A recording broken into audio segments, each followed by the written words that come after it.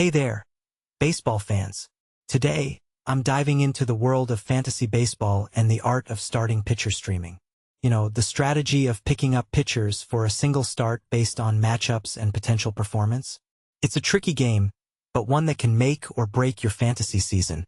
Now, I've got my hands on the rankings for the next few days, and let me tell you, there are some intriguing names on this list. But before we get into the nitty-gritty, let's set the scene.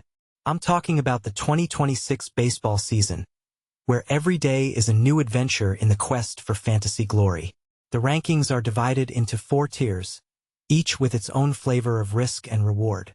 From the auto-start elites to the do-not-start duds, these categories give us a framework to make informed decisions. But here's the catch. These rankings are not set in stone. They're a starting point, a guide, not a gospel. And that's where the fun begins. Let's start with the auto-start tier, the cream of the crop. These are the pitchers you want in your lineup, no questions asked. Guys like Tarik Skubal, Chris Sale, and Cam Schlittler are the aces you can count on. But what makes this tier interesting is the inclusion of a few surprises. Take Jesus Luzardo, for instance. He's been on a tear, and his matchup against Miami looks juicy. It's these kinds of picks that can give you an edge over your league mates. Now, let's talk about the probably start tier. These are the pitchers that might make you hesitate, but they've got potential. Shane Drowan, for example, has been showing some serious stuff lately. The key here is to understand the context. These pitchers might not be elite, but in the right matchup, they can deliver. It's a delicate balance of risk and reward. As we move down the list, we enter the questionable start territory. This is where things get interesting. Mackenzie Gore, for instance, has the talent but hasn't been executing.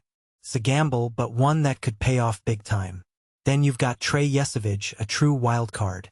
He's either going to strike out the side or walk the park. It's a high-risk, high-reward situation, and that's the beauty of this tier. Finally, we reach the do-not-start pitchers. These are the ones you want to avoid, unless you're feeling particularly adventurous. Brady Singer, for instance, is a risky play against Cleveland. The matchup isn't great, and his recent form doesn't inspire confidence. But hey, sometimes you gotta roll the dice, right? What I find fascinating about these rankings is how they reflect the ever-changing landscape of baseball. Pitchers can go from heroes to zeros in a matter of days, and vice versa. It's a constant game of adjustments and surprises. And that's what makes fantasy baseball so captivating.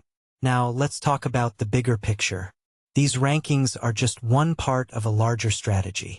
Streaming pitchers is an art, and it requires a deep understanding of the game.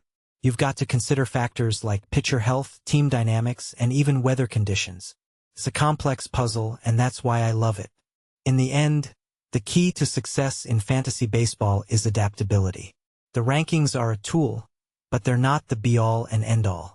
You've got to be willing to take risks, make bold moves, and trust your instincts. That's how you build a championship-caliber team. So, as you gear up for the next few days of fantasy baseball action, keep these rankings in mind, but don't be afraid to go with your gut. Sometimes the best moves are the ones that defy the odds. And remember, in the world of fantasy sports, it's all about having fun and enjoying the ride. Happy streaming, folks!